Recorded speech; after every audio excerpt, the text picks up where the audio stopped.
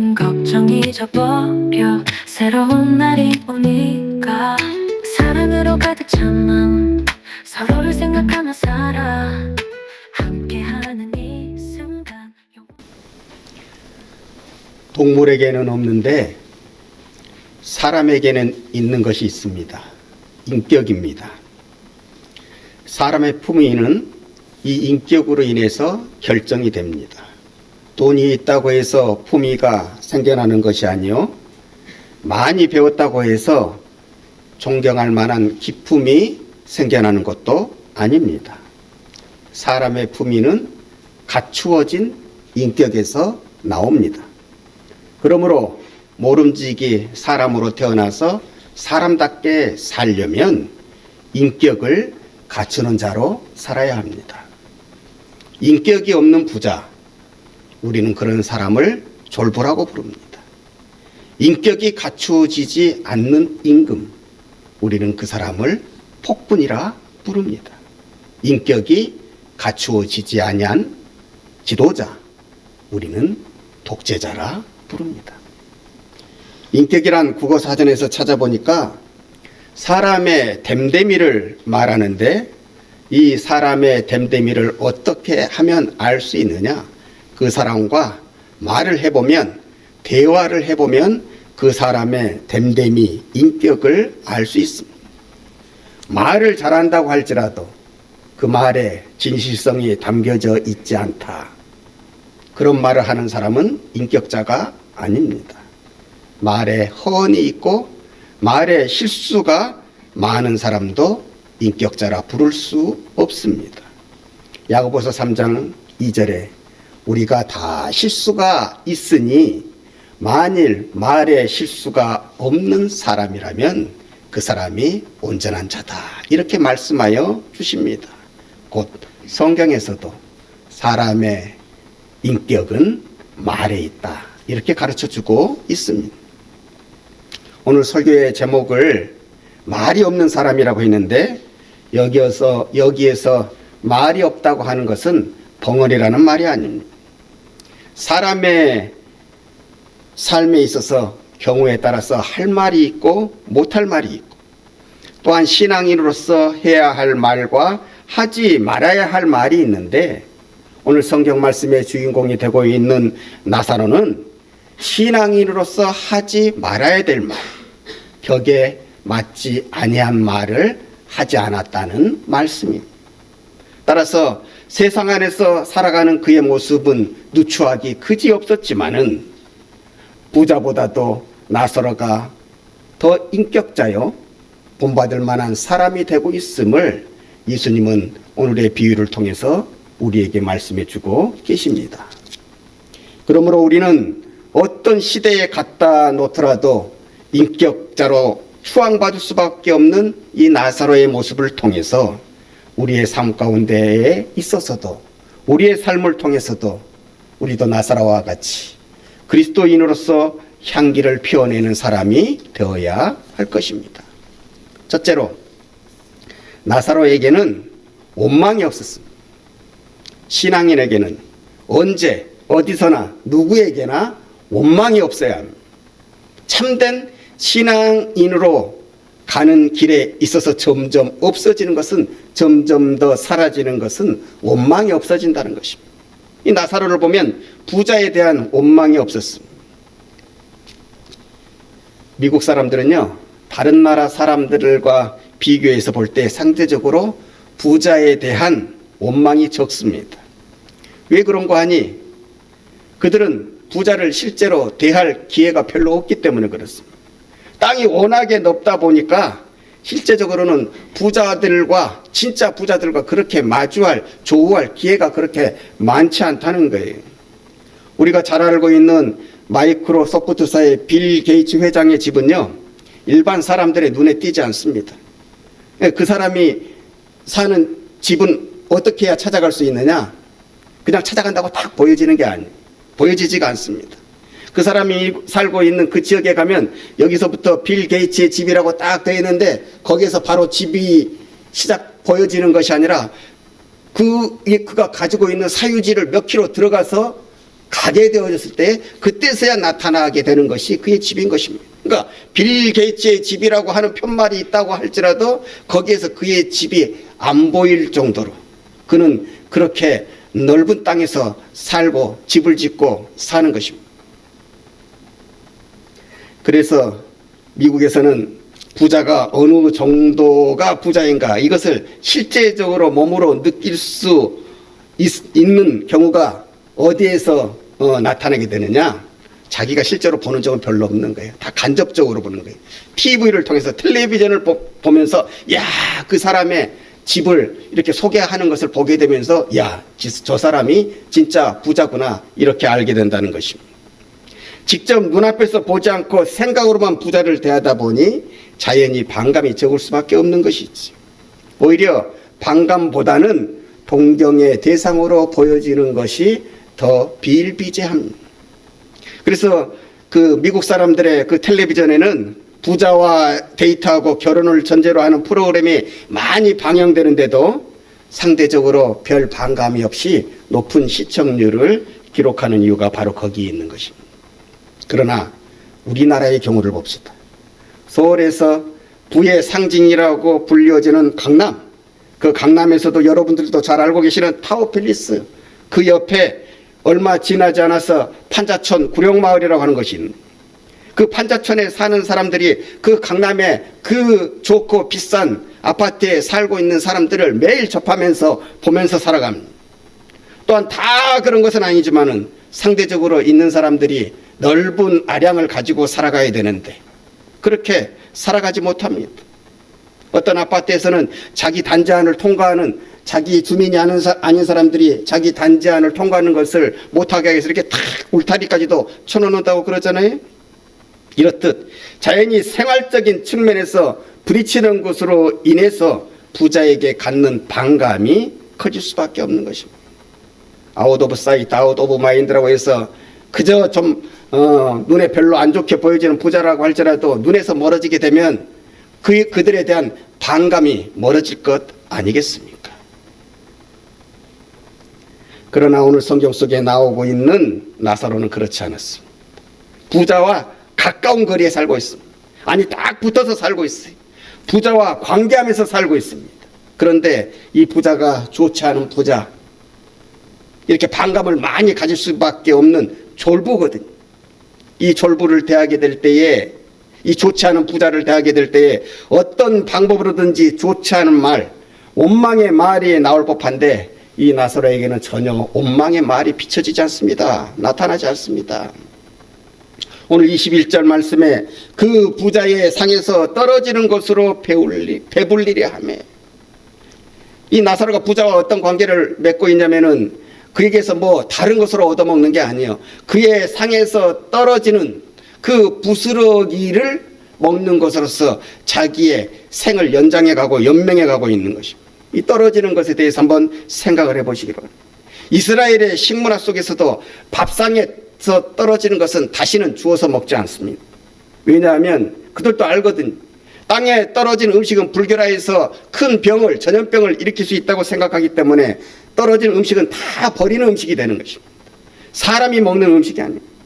그런데 이 음식을 나사로가 먹었다고 하는 것은 부자의 문간에 살면서도 그 부자에게 있어서 그 어떤 혜택도 받지 못한 거예요. 또한 부자뿐만 아니라 그 집안에 사는 사람들로부터도 한 번도 제대로 된 사람의 대접을 받지 못했다는 뜻이 되는 것입니다.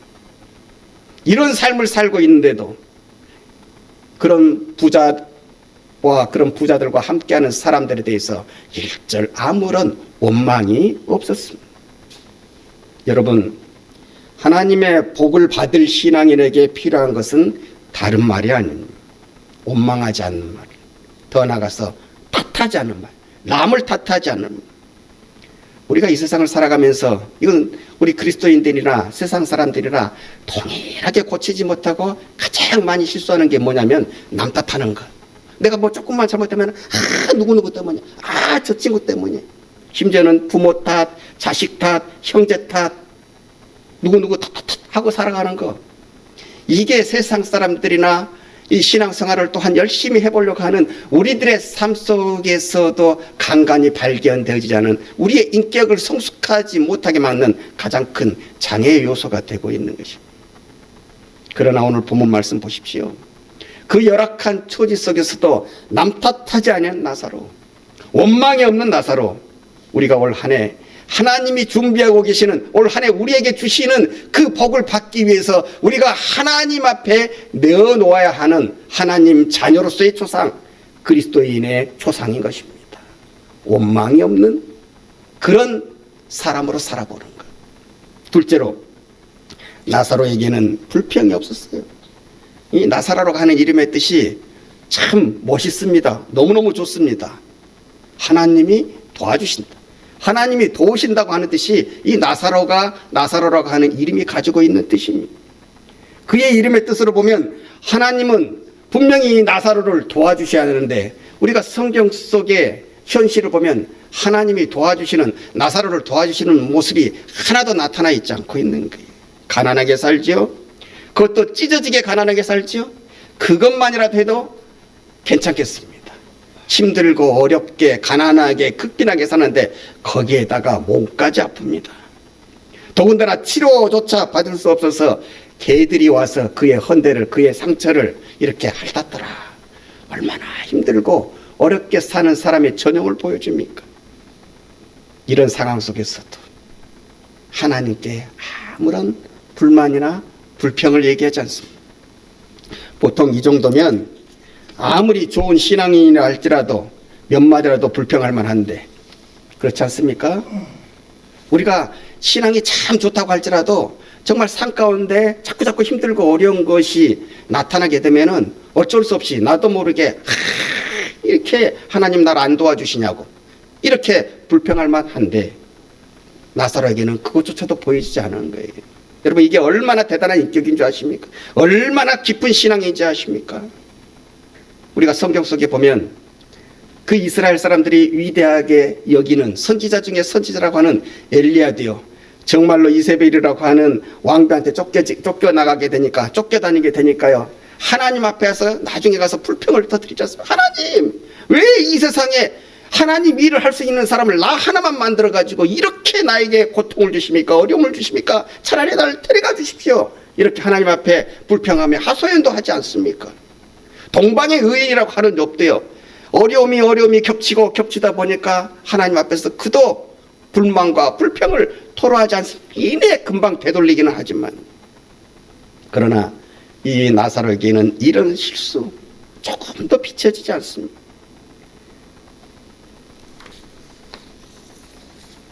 여기에서 우리가 깨달을 수 있는 것은 바로 이것입니다. 우리와 같이 부족하고 연약한 사람이라고 할지라도 하나님의 은혜를 제대로 깨닫고 살면 이 세상에 살면서 저 위대한 선지자보다도 동방의 의인들보다도 더 인격적으로 멋들어지게 나타날 수 있고 살 수 있다는 사실을 말입니다. 하나님은 그런 사람들을 들여다 쓰시는 거예요. 하나님은 오늘 이 순간도 찾고 계시는, 쓰고자 하시기 위해서, 복 주시기 위해서 찾고자 하시는 사람이 있는데, 그 사람은 바로 당신의 마음에 맞는 사람이에요. 그 당신의 마음에 맞는 사람이 어떤 사람이냐? 바로 오늘 나사로처럼 하나님 앞에 원망이 없는 사람. 네가 그렇게 살면서도 원망하지 않냐고, 불평하지 않냐고. 네가 그렇게 살면서도 나 때문에 모든 거 묵묵히 참고 더 나가서 감사할 수 있으니, 그래도 때에 따라서 주어지는 은혜에 구해주시는 그 기회에 네가 감사할 수 있으니 내가 이제 너를 깊이 복주고 깊이 들어서 쓰겠다. 이렇게 날마다 당신의 마음에 맞는 사람을 찾아 쓰시는 분이 바로 우리의 하나님이십니다. 그래서 우리는 하나님의 마음에 들기 위해서 교회 안에서나 교회 밖에서나 우리의 삶 가운데는 불평이, 원망이 다 사라져야 하는 것입니다. 셋째로, 나사로에게는 가시도 치말이 없었어요. 오늘 성경 말씀을 보면 이 부자는 나사로를 두고 믿음의 조상 아브라함에게 두 가지의 요청을 합니다. 하나는 오늘 24절 성경 말씀을 보니까 나사로를 보내서 그 손가락 끝에 물을 찍어서 자기의 헌을 서늘하게 해달라고 하는 거예요. 다른 하나는 이것이 불가능하다. 우리 사이에 구렁이 있어서 그렇게 해주고 싶어도 할 수가 없다고 이렇게 아브라함이 얘기를 하자 27절에 나사로를 세상에 다시 보내어 자기 식구들에게 증언하게 하여서 이 고통받은 음부에 오게 하지 않도록 증언해 달라 이렇게 요청을 합니다. 이 부자는 죽어 다른 세상에 와서도 나사로에 대해서 생각하기를 아직도 자기 집 문 앞에서 가장 비참하게 살고 있는 나사로로 여전히 생각하고 있는 것입니다. 여전히 자기는 나사로를 함부로 대해도 괜찮은 사람으로 생각합니다. 음부에 와서도 입장이 완전히 뒤바뀐 상태임에도 불구하고 여전히 그의 나사로에 대한 인식에는 변화가 없습니다.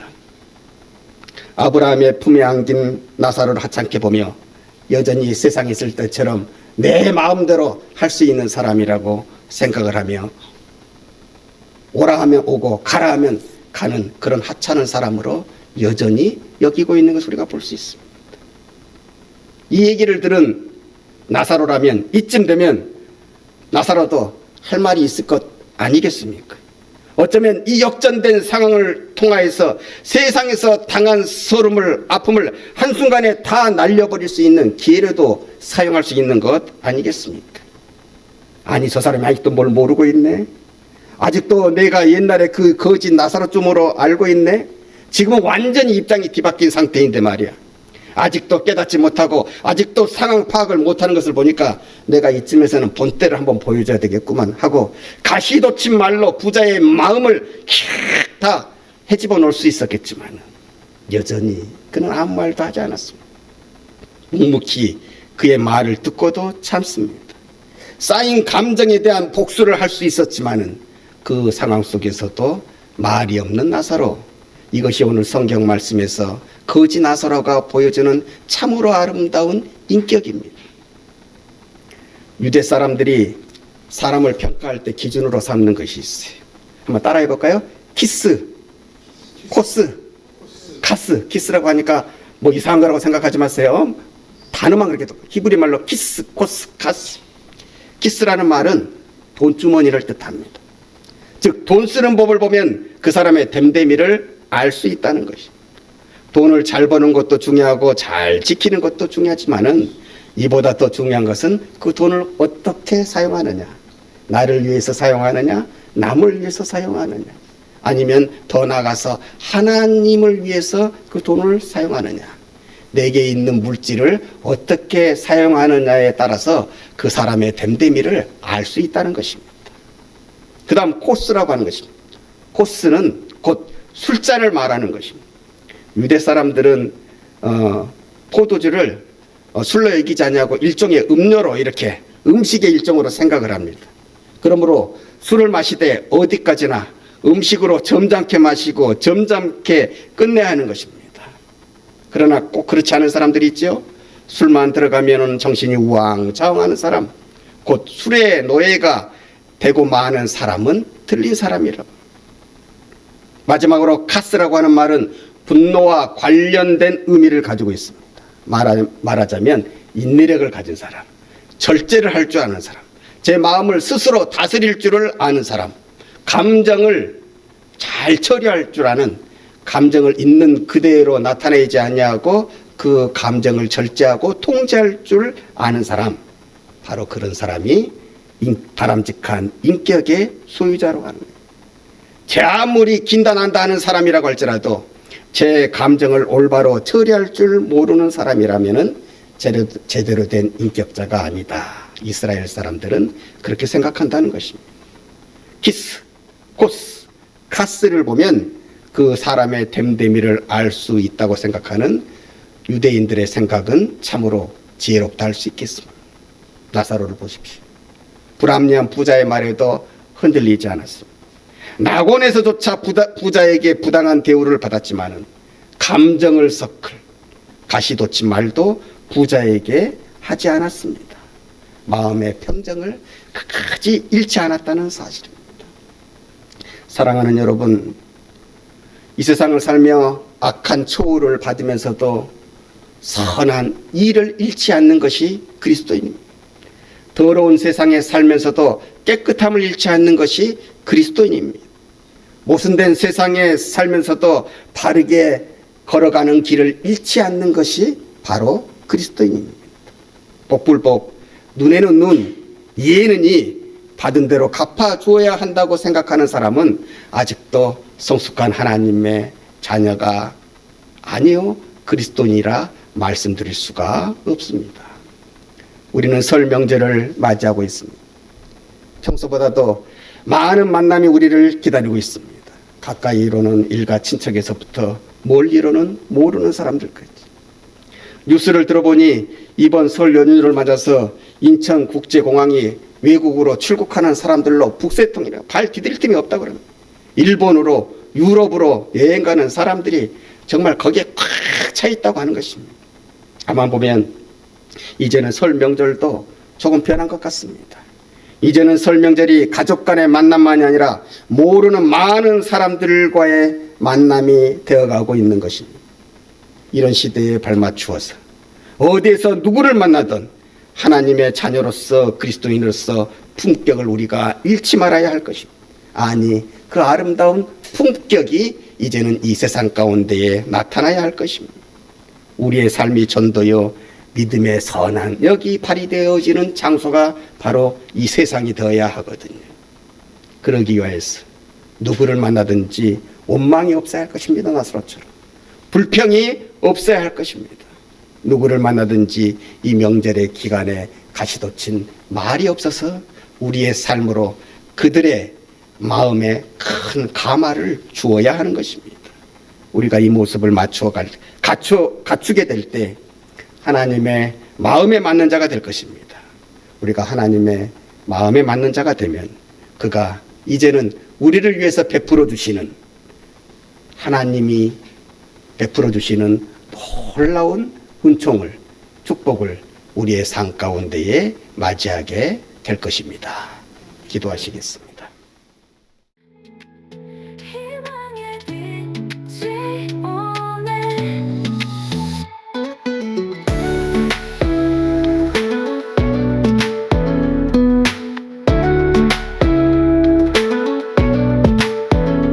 작은 기적 큰 기도 우리가 함께 만들어 마음 깊은 곳에서 뜨거운 마음 느껴봐. 새벽이 밝아오는 그 시간 기쁨이 우리 감싸고 희망이 넘치는 세상 우리가 꿈꾸던 그곳 빛을 따라